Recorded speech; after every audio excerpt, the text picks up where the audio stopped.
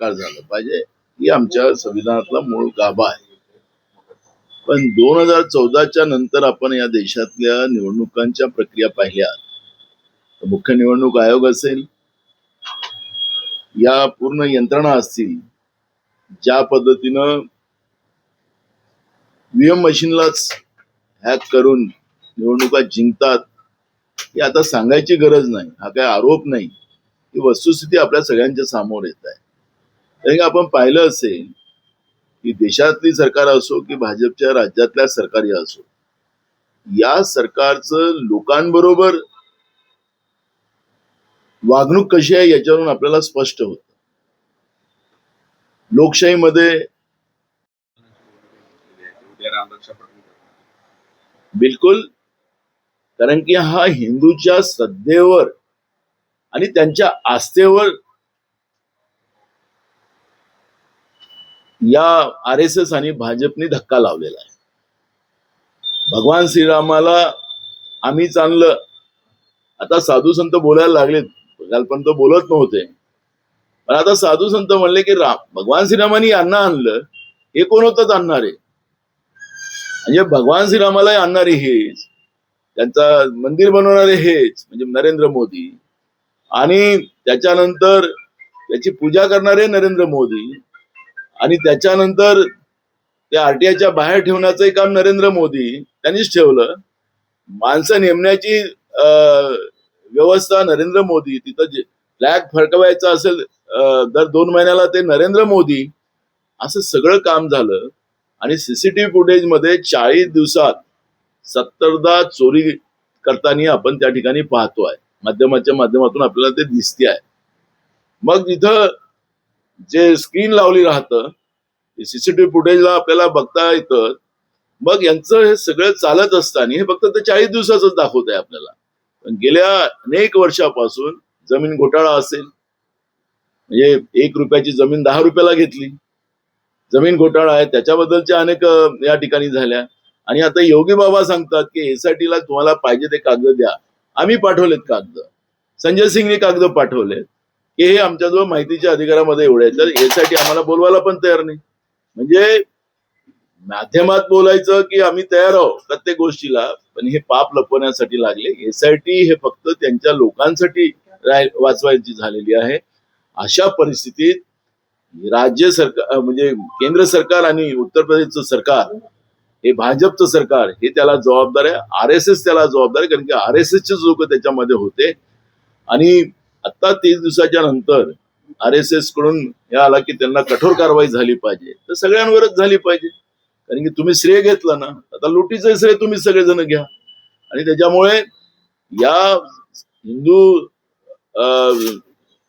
हिंदू समाजाच्या, हिंदू लोकांच्या श्रद्धेला ठेच पोहोचवणार, त्यांचे पैसे लुटणारी व्यवस्था या आजपासून नाही, ज्यावेळेस शिला पाडल्या होत्या पहिल्यांदा गावागावामधून, त्यावेळेसचे शिला कुठे गेल्या त्याचा पत्ता नाही, त्यावेळेचे पैसे कुठे गेले त्याचे पत्ते नाही.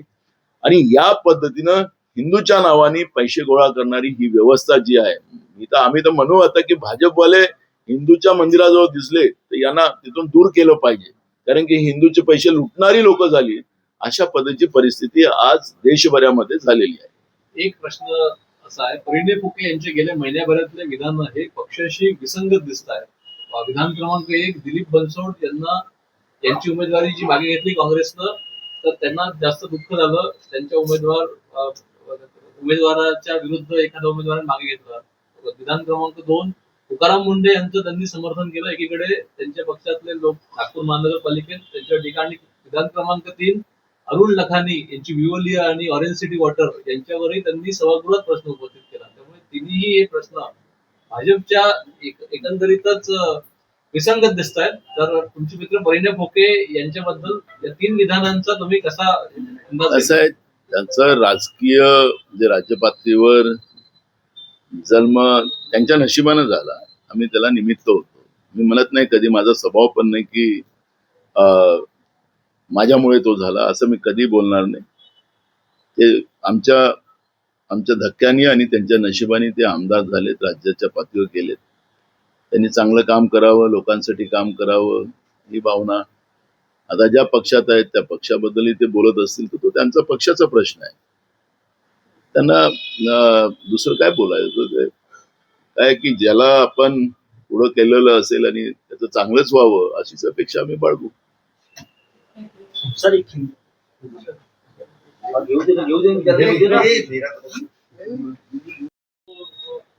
पैसे चोरी का आरोप हो रहा है, क्या लगता है आपको श्रेय लिया था एक तरफ मंदिर बनाने का, अब जिम्मेदारी भी लेनी होगी? बिल्कुल सही बात है कि मोदी जी ने भगवान श्री राम जी को लाया, नहीं राम को लाया उनके भाषा में, हमारी भाषा में हम बोलेंगे भगवान श्री राम जी, वो तो राम को उनने लाया ऐसे बोलते थे, हम लोग बोलते हैं भगवान श्री राम जी को उनने लाया। यानी राम जी को भी छोटा दिखाने की कोशिश उस समय हुई। मंदिर निर्माण में भी बीजेपी और आरएसएस की प्रमुख भूमिका थी, उसमें लोगों का कोई योगदान नहीं था। गुप्त दान भी बड़े पैमाने में हुआ है, उसका कभी उल्लेख भी नहीं हुआ है। एक दूसरा मंदिर भी उनने ही बनाया, बहुत मेहनत पे गए थे मनरेगा के काम पे, अभी जीराम जी उनने लाई नई योजना, तो इसलिए जीराम जी की योजना बनाई उनने। दूसरा महत्व का इशू ऐसा है कि वहां की कमेटी का भी निर्माण इनने ही किया, माननीय कोर्ट के आधार पे किया ऐसा वो कहते हैं। तीसरा महत्व का है कि वहां का फ्लैग भी लहराने का हो तो मोदी जी लहराते हैं, पूजा भी मोदी जी ने की, स्थापना प्राण प्रतिष्ठा भी की, क्योंकि हमारे जो सनातन धर्म में जो हमारे शंकराचार्य होते हैं, जो 4 पीठ हमारे देश में, उनका ऐसे स्थान में उनका महत्व रहता है। लेकिन मोदी जी अब इनसे भी बड़े हो गए और शंकराचार्य जी कई बार वक्तव्य करते हुए आपने देखा है कि उनको कितनी आहत पहुंची है उस मामले में, वो आपने देखा ही है उनकी बातों से। तो मुझे लगता है कि जो कमेटी इनने बनाई, आरटीआई के बाहर भी उस अयोध्या के भगवान श्री राम जी के मंदिर को बाहर रखा। अब आरटीआई के बाहर क्यों रखा? यानी दाल में काला है, दाल ही काली थी, और इसलिए लोगों को मालूमात ना हो, इसलिए इनने आरटीआई के बाहर रखकर अभी जो फुटेजेस हमारे सामने आए हैं, वो फुटेजेस 40 दिन के हैं, 70 बार वहां पे चोरी हुई है, वो फुटेजेस में दिख रहा है। तो इतने साल का पैसा कहाँ गया? इतने साल के फुटेजेस कहाँ है? अगर वो ढूंढे तो रोज 40 दिन में 70 बार चोरी हो रही है, तो उसकी संख्या कितनी बार? तो लोगों के आस्थाओं के साथ खेलना, लोगों के जो दान वृत्ति से खेलना, ये जो बीजेपी और आरएसएस ने, क्योंकि जो वहां पे डिपुट किए गए लोग है, बीजेपी ने आरएसएस के लोगों को डिपुट किया, मोदी जी ने बीजेपी के प्रधानमंत्री, उनने आरएसएस का वहां डिपुट किया, और उसके माध्यम से उन लोगों ने भगवान श्री राम जी के मंदिर में भी डाका डाला। यह अब स्पष्ट हो चुका है, और ऐसे समय में हम तो आह्वान करेंगे कि इनको, बीजेपी को और इनके लोगों को मंदिर के, हिंदू धर्म के मंदिर के पास आने ही नहीं देना, नहीं तो ये मंदिर भी जो है मंदिर है वो भी लूट लेंगे। ऐसी परिस्थिति अब देश में बनी हुई है, और इनको अब हिंदू धर्म, सनातन धर्म के लोग माफ नहीं करेंगे। इसलिए साधु संतों की जो हम लोग मीडिया में जो चीजें देखते हैं, अब साधु संत एकदम स्पष्ट ये धर्म को भ्रष्ट करने वाली व्यवस्था को अब सीधी दो टूक बातें वो करते हुए अपन सब लोग देख रहे हैं।